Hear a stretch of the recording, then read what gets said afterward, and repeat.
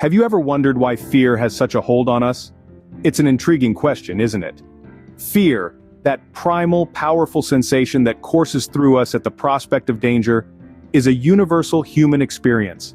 Yet it's also intensely personal, shaping our lives in ways that are unique to each of us. Fear serves as a protective shield, guiding us away from potential harm. It's an instinctive response, a survival mechanism that has served our ancestors well throughout the ages. But fear can also be a hindrance, a barrier that keeps us from reaching our full potential. It can make us hesitate, hold back, or even completely avoid situations that could lead to growth and development. Fear, in its essence, is a double-edged sword. It can either protect us or hinder us depending on how we perceive and respond to it. So, the question becomes, how can we move from being controlled by our fears to controlling them? Throughout history, there have been stories of individuals who have braved the impossible.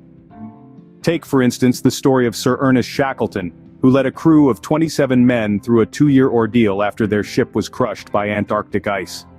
Shackleton's fear was palpable, but his determination to bring his crew home alive was stronger. Then there's the tale of Malala Yousafzai, a young girl from Pakistan. Despite threats to her life, she stood up for the right to education for all girls. Fear was not absent, but her belief in equality was stronger. These aren't just stories of survival or defiance, they're stories of courage. Courage, you see, is not the absence of fear. It's the decision that something else is more important than that fear. It's about understanding that fear is a feeling, a temporary state, and not a directive.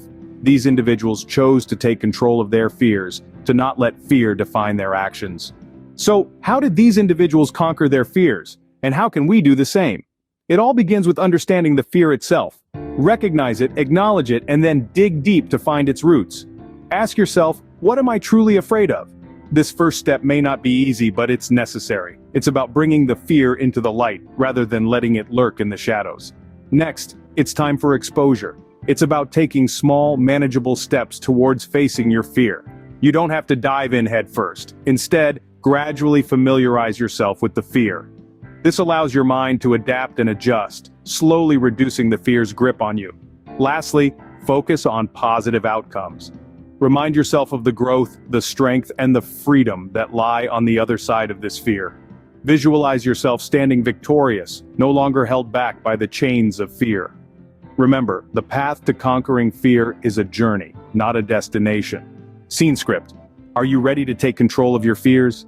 In this vast ocean of life, fear is an inevitable wave. It will come and it will pass. But remember, it's not the waves that move the ship, it's the wind.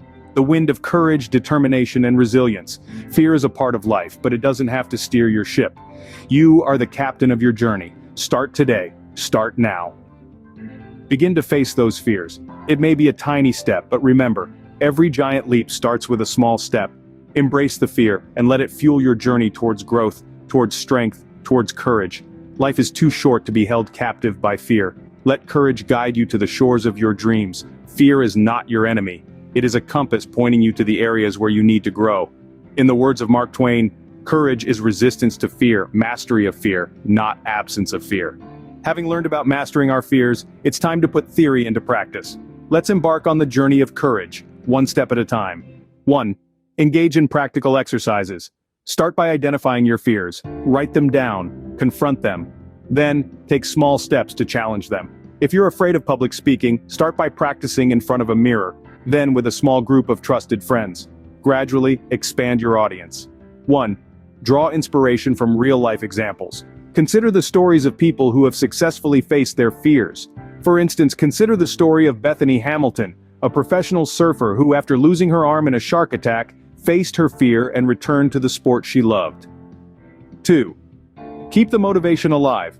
Remember, the journey of 1,000 miles begins with a single step. Each step you take towards confronting your fear is a step towards freedom, towards growth, and towards becoming the best version of yourself. In conclusion, I leave you with the words of Eleanor Roosevelt. You gain strength, courage, and confidence by every experience in which you really stop to look fear in the face. You are able to say to yourself, I lived through this horror, I can take the next thing that comes along. Remember, every step you take towards conquering your fear is a step towards freedom. Each day, let's strive to be a little braver than we were the day before.